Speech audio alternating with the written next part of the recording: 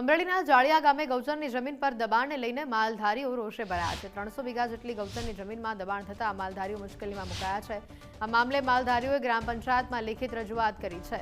200 વીઘા જેટલી જમીન જ ચરિયાણ માટે વધી હોવાનું માલધારીઓ જણાવી રહ્યા છે। અંદાજે 1000 જેટલા માલઢોર માટે ચરિયાણની ગંભીર સમસ્યા ઊભી થઈ છે। માલધારીઓનો આક્ષેપ છે કે ગૌચરની જમીનમાં ખાડા પડી જતા પશુઓને ચરાવવા લઈ જવામાં મુશ્કેલી પડી રહી છે। પશુપાલન તેમનો મુખ્ય વ્યવસાય હોવાથી ગૌચરની જમીન દબાણયુક્ત કરવા માંગ કરી રહ્યા છે।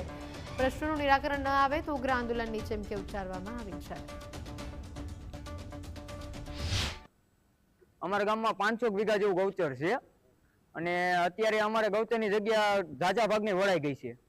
500 વીઘામાંથી માનો કે 200 કે 150 વીઘા જેવી રહેવા દીધી છે અને અમે એ ગૌચરની દબાણની છે ને છૂટું કરાવવાનું છે એટલે અમે પંચાયતમાં રજૂઆત કરેલી છે આજ અને ત્યાં અમે અરજી આપેલી છે, લેખિત આપેલી છે।